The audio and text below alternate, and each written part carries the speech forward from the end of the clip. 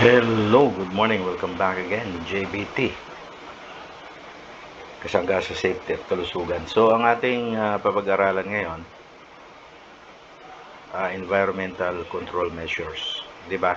Sabi natin, there are three general environmental control measures that are useful in the workplace. Di ba? May mga hazard sa workplace natin. Ang pangunahing hazard is yung health hazards at saka yung safety hazards. Ngayon, paano natin i-control yon, yung ating kapaligiran, environment? So, pwede natin gamitin yung engineering controls. Okay. Dito mamaya explain natin further. Administrative controls and then protective equipment. Yung personal protective equipment. PPE, no? Tawagin. So, ito yung hierarchy of environmental controls. Ibig sabihin, dito yung mga organization kung ano yung dapat na naunang control na gagawin natin. So, ang unang control, ang pinakamataas, first priority, na dapat makontrol yung environment para maiwasan yung mga sakuna o hazards, engineering controls, no? Marami yan. So, ang gagawin mo rito, eliminate the hazard by considering safety and health provisions. Diba, ang hazards natin is health and safety. So, sa engineering control, eliminate natin yung hazard na yan sa magitan ng substitution, kung pwedeng papalitan. Modification of process, equipment, isolation, wet methods, and industrial ventilation. Okay, so susundin natin to, ano natin yung detalye nito, no? As we progress. So, pangalawang control na gagawin yung administrative controls.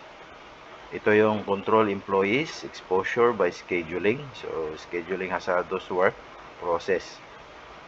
So, 1 to 2 o kaya 8 to 5, panggabi, pangumaga, kaya palitan para laging hindi na-expose yung isang worker sa ganong hazard.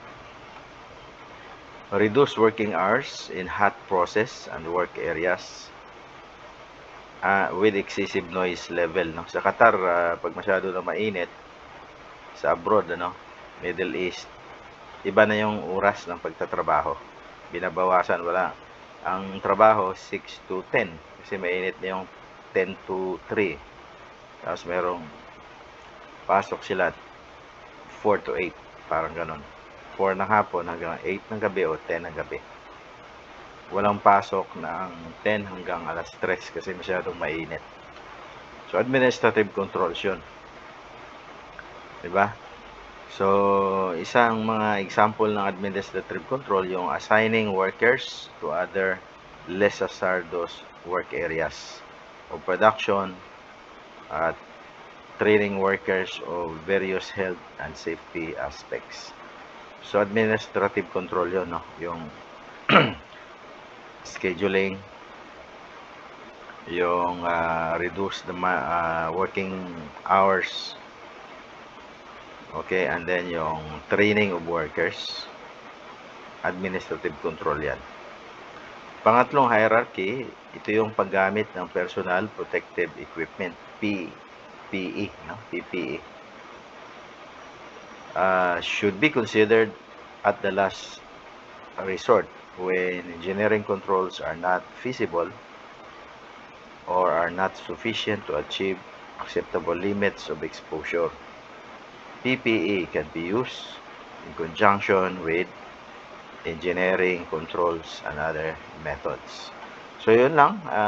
Stay tuned at tutuloy po natin yung ating lecture next time. Bye!